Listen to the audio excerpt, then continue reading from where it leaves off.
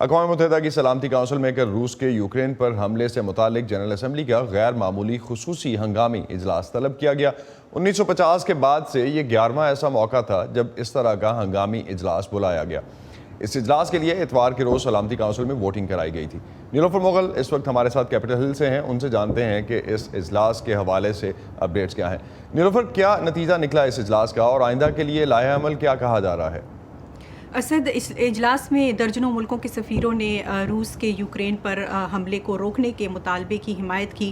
اجلاس کے جو اسمبلی کے جو صدر ہیں عبداللہ شاہد، ان کا یہ کہنا تھا کہ روس کی فوجی کارروائی یوکرین کی سالمیت اور خود مختاری کے لیے خطرہ ہے۔ اقوام متحدہ کے سیکرٹری جنرل اینٹونیو گٹرس نے بھی خطاب میں کہا کہ انسانی ہمدردی کی بنیاد پر یوکرین میں جنگ جو ہے بند ہونی چاہیے، اور آج توقع کی جا رہی ہے کہ اقوام متحدہ کی جانب سے یوکرین کے اندر انسانی ہمدردی کے لیے اور پناہ گزینوں کے لیے 2 مربوط جو ہے امدادی جو پیکیجز ہیں ان پر غور کیا جائے گا۔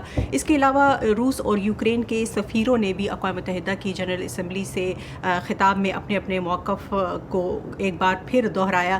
یوکرین کے سفیر کا کہنا تھا کہ اگر یوکرین سروائیو نہیں کرتا تو یہ بین الاقوامی جو سلامتی ہے اس کے لیے خطرہ ہوگا۔ اس کے علاوہ جو روس کے جو سفیر تھے ان کا یہ کہنا تھا کہ روسی اقدامات کو توڑ مروڑ کر پیش کیا جا رہا ہے، اور انہوں نے اس بات کی تردید کی کہ جو روسی فوجی ہیں وہ عام شہریوں کو نشانہ بنا رہے ہیں۔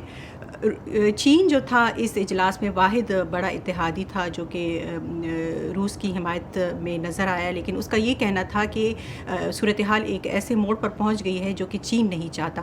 توقع کی جا رہی ہے کہ آج یا اس ہفتے اقوام متحدہ کی جنرل اسمبلی میں یوکرین میں روسی جارحیت اور اس کے علاوہ روس کو تنہا کرنے کے لیے ایک اور قرارداد جو ہے اس پر ووٹنگ کی جائے گی۔ جی اسد۔ تو نیلوفر، امریکہ نے ابھی ہم نے دیکھا جو کل خبریں آئیں کہ 12 روسی سفارتکاروں کو ملک چھوڑنے کے لیے کہا ہے، کیونکہ امریکہ کے مطابق وہ ایسی سرگرمیوں میں ملوث تھے جو بطور سفارتکار ان کی ذمہ داریوں کے مطابق نہیں تھیں۔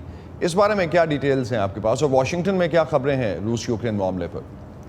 اسد، اقوام متحدہ میں جو امریکی مشن ہے اس کا یہ کہنا ہے کہ یہ جو 12 روسی سفارتکار ہیں یہ انٹیلیجنس آپریٹو تھے اور وہ جاسوسی کی سرگرمیوں میں ملوث ہو کر یہاں امریکہ میں اپنے رہائش کے جو مراعات ہیں اس کا غلط استعمال کر رہے تھے، اور یہ امریکہ کی قومی سلامتی کے منافی ہے۔ امریکی مشن کا یہ کہنا ہے کہ انہوں نے یہ جو کارروائی کی ہے یہ اقوام متحدہ کے معاہدے کے مطابق ہے، اور کئی مہینوں سے یہ کارروائی جو تھی وہ زیر غور تھی۔ اور اگر ہم نظر ڈالیں کہ امریکہ کی جانب سے جو پابندیوں کا سلسلہ، مالیاتی پابندیوں کا سلسلہ ہم دیکھ رہے ہیں، اس میں ایک اور ڈیولپمنٹ سامنے آئی ہے۔ امریکی محکمہ خزانہ نے کل ہی روس کے جو مرکزی بینک ہے اس پر اور اس کے علاوہ روسی غیر ملکی سرمایہ کاری فنڈ کے ساتھ لین دین پر جو ہے پابندی عائد کر دی ہے۔ بائیڈن انتظامیہ کے جو سینئر عہدیدار ہیں ان کا یہ کہنا ہے کہ اس سے روس کی حکومت کے جو اربوں ڈالر کے ذخائر ہیں اس کو یعنی اس کی قدر بڑھانے یا یوکرین کی جو کے اندر جو روسی جارحیت ہے اس کے لیے فنڈنگ کو روکنے میں مدد ملے گی، اور روس پر جو ہے مزید دباؤ پڑے گا۔ ایک اور خبر جو اس وقت سرخیوں میں ہے وہ یہ ہے کہ یوکرین کے صدر ولادیمیر زیلنسکی نے امریکہ کو تجویز دی ہے کہ وہ یوکرین کے اوپر نو فلائی زون کا نفاذ کرے، لیکن وائٹ ہاؤس کی پریس سیکرٹری نے یہ کہا ہے کہ امریکہ ایسا نہیں کر سکتا، کیونکہ اگر ایسا کوئی بھی نفاذ ہوتا ہے یا ایسا کوئی بھی اقدام ہوتا ہے تو اس کا مطلب یہ ہوگا کہ امریکہ جو ہے وہ براہ راست روس کے ساتھ فوجی جو جارحیت ہے اس کا آمنا سامنا ہوگا۔ یہ روس کے ساتھ براہ راست فوجی جو تنازع ہے اس کے مترادف ہے، اور امریکہ ایسا نہیں چاہتا۔ بہت شکریہ نیلوفر مغل آپ کا۔